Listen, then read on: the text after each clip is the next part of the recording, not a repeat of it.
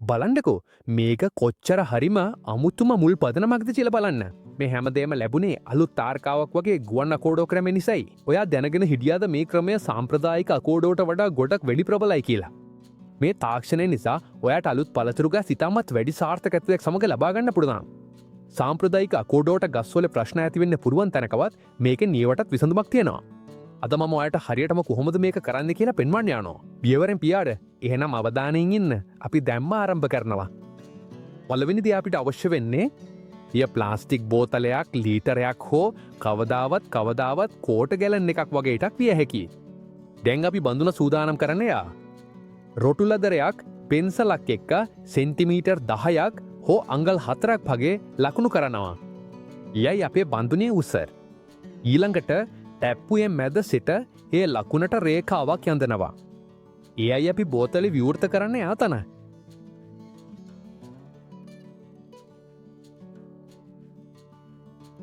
දැන් පිහියක් හෝ කතුරක් අරගෙන කලින් ලකුණු කළ වටේ සම්පූර්ණයෙන්ම අඩුවඩු වශයෙන් ඉක්මනක් නැතුව කපන්න යනවා.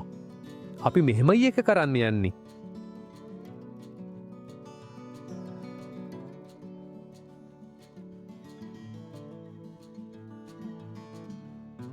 දැන් බන්ධන විවෘත කරන්න වේ.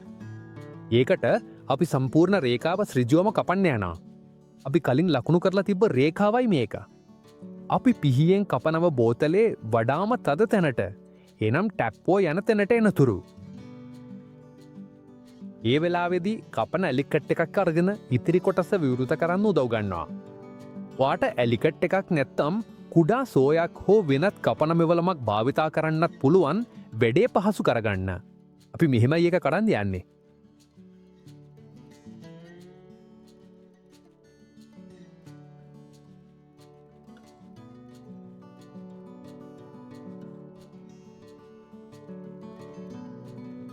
හරි දැන් අපේ බන්ධන සූදානම්.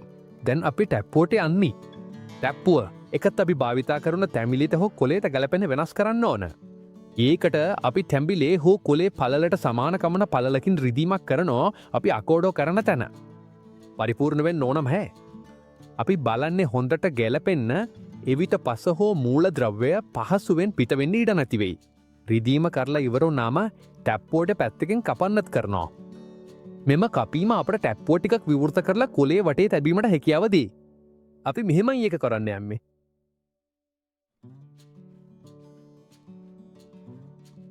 දැන් ටැප්පුව කොලේ ඉදිරිපත් කරනා. හරිද කියලා බලල බලනවා. හොඳට ගැලපෙනවා කියලා දැක්කම ඊළඟ කොටසට යන්න පුරුවන්. දැන් අපිට බහලන බඳුනත් පහල කොටසට යන ටැප්පුවත් සූදානම් කරලා තියෙනවා. දැන් ඉතිරි වෙන්නේ ඉහලට යන ආවරණය හදන එකයි.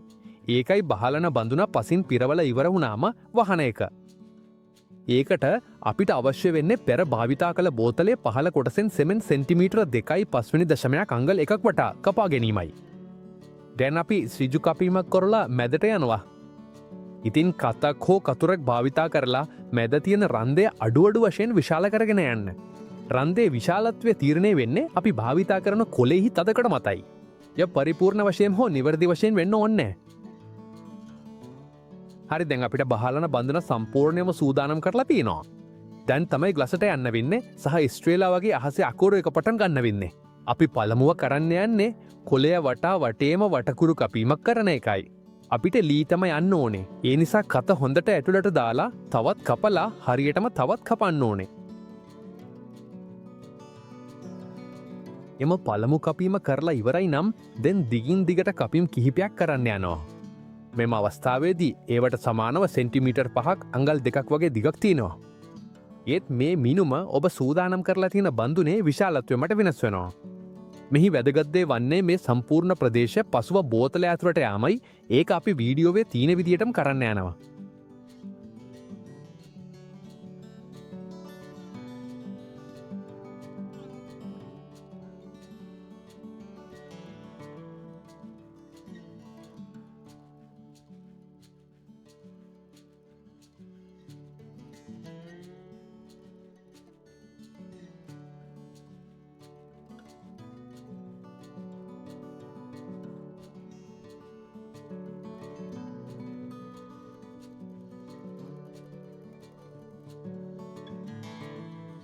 ස්තුතියි අපිට හැම කපීමම කරලා ඉවරයි නම් දැන් අපි අඩුවඩු ලෙස කෝරක කැබලි එකක් උත්සන්ඩ යනවා.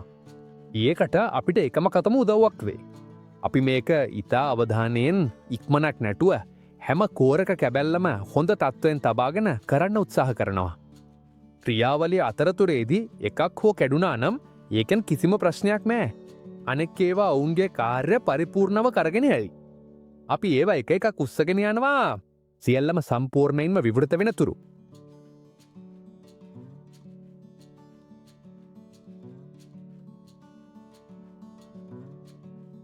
අපිට හැම කෝරක කැබැල්ලම ලීයෙන් වෙන් කරලා ඉවරයි නම් දැන් ඒවා අඩුවඩු ලෙස ඉහළට වටලා යනවා.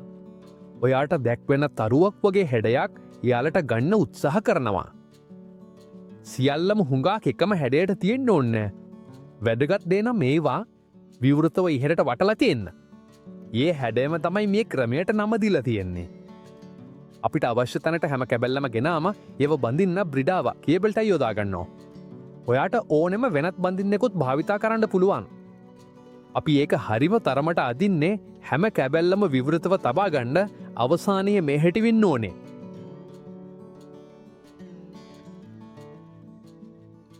දැන් ඉතා සූක්ෂ්ම සහ සම්පූර්ණ ක්‍රියාවලියෙන්ම වැදගත්ම කොටස වෙන්න ඇති.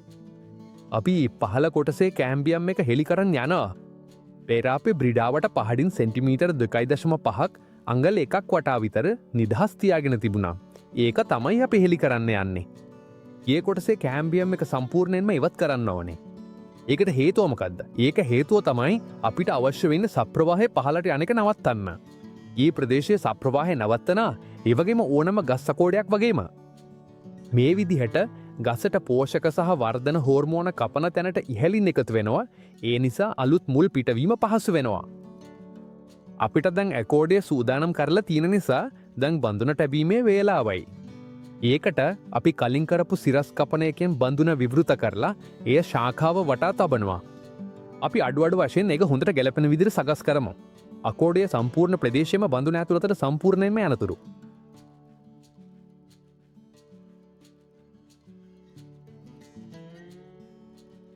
දැන් ඔයාලට සබ්ස්ට්‍රේට් එක දමන වෙලාවයි. මේ අවස්ථාවේ මං ඉතා පහසුවෙන් ජලය ගලා යන සබ්ස්ට්‍රේට් එකක් භාවිතා කරනවා. හැබැයි ඔයාට සාමාන්‍ය සබ්ස්ට්‍රේට් එකක්වත් කිසිව ප්‍රශ්නයක් නැතුව භාවිතා කරන්න පුරුවන්. මේ සබ්ස්ට්‍රේට් එකට විශේෂ කිසිම දෙයක් නැහැ. වැදගත් දේ වන්නේ ඒක තෙතමනය හොඳට තබා ගන්න පුරුවන් වීමයි.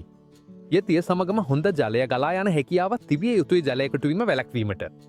ඔයාට බලන්න පුළුවන් අපි කලින් තැපන් එකේ හදපු රන්දය නිසා අතිරික්ත ජලය පහසුවෙන් පිටවෙන්න පුළුවන්. ඒ නිසා බඳුන ඇතුළත ජලය එකතුවීම වැළැක්වෙනවා. දැන් අපි අඩුවඩු වශයෙන් පිරවන්න පටන් ගන්නවා ඉහළ කොටසට ආසන්න තුරු.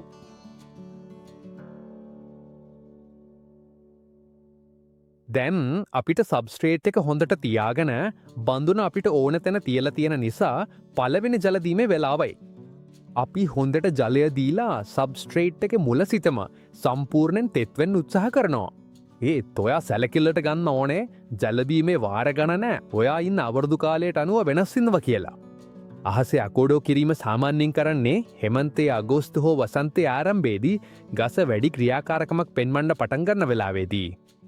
කෙසේ වෙතත් ඔයා ජීවත් වෙන ප්‍රදේශයේ කාලගුණය අනුව වෙනත් අවුරුදු කාලවලත් මේක කරන්න පුරුවන්. එනිසා විනදර්ශනය අනුගමනය කරනවට වඩා වැදගත් වෙන්නේ සබ්ස්ට්‍රේට් එක නිරීක්ෂණය කරන එකයි. අපිට පේනවා සබ්ස්ට්‍රේට් එක තෙතමනය අහිමි වෙලා හෝ සම්පූර්ණයෙන්ම වියලි වෙලා තියෙනවනම් නැවත ජලය දීලා මුළු මූලපත්‍රණ ක්‍රියාවලිය පුරාම තෙතමනය පවත්වාගෙන යන්න ඕනේ. දැන් තමයි හොඳම කොටසෙන්නේ. අපි මේ අකෝඩෝ එක කරලා සති 8කට විතරයි ගියේ. ඉතින් බලන්නකෝ මේක කොච්චර අමුතුව අද්භූතයක්ද කියලා. සුදු මූල්ල දැන් මුළු බඳුනම හරහා පිට වෙලා තියෙනවා. ඉතා කෙටි කාලයකින්ම අති විශිෂ්ට මූලාත්මක පද්ධතියක් වර්ධනය කරලා තියෙනවා. ඉතාමත් පළමු සතිවල සිටම පළමු මූල්ලා පේන්න පටන් අරන් තිබුණා. සම්පූර්ණයෙන්ම තාරකා හැඩයේ ගස් මූල ගැසීමේ ක්‍රමය හරිම හොඳින් වැඩ කරනවා. දැන් අපිට මේ මූල ගැසීම් ක්‍රියාවලිය සම්පූර්ණයෙන්ම නිම වුණාම මේක මව්ගසෙන් වෙන් කරන්න වෙලාවයි. මූල ගැසීම පහලින් කපලා හොඳ මඩක් තියෙන මධ්‍යම ප්‍රමාණයේ මඩ බඳුනකට දාන්න. හොඳින් ජලය දීලා සතියක් විතර අර්ධ සෙවනක් හෝ අපරෝක්ෂ ආලෝකයක් තියෙන තැනක තබන්න ඒක හොඳට හුරුවීමට උදව් වෙනවා. එම සතිය ඉවරවනාම දැන් ඒක ඔයාගේ ස්තිරතැනට තබා අලුත් පළතුරු ගසක් විදිහට රස බලන්න පුරුවන්. අද වීඩියෝ මෙතනින් ඉවරයි. වන්ට තාරක ක්‍රමය කැමතිනම් හොන ලයික එකක් දාන්න. පැලෑටි හෝ පළතුරු ගස් කෙමති කවුරුත් එක්ක මේක බෙදාගන්න. අදහස්වලට කියන්න ඔයාමට කොහෙන්ද බලන්න කියලා සහ මුලින්ම මේ ක්‍රමේ උත්සාහ කරන්න යන්නේ මොන පළතුරු ගසකටද කියලා. ඔයාගේ කතා කියවන්නත් ඔයාලගේ ප්‍රතිඵල දැනගන්නත් මට ගොඩක් සතුටුයි. මහත් ආදරකින් සමුගන්නවා ඊළඟ විඩියෝ වෙදි හමුවෙමු.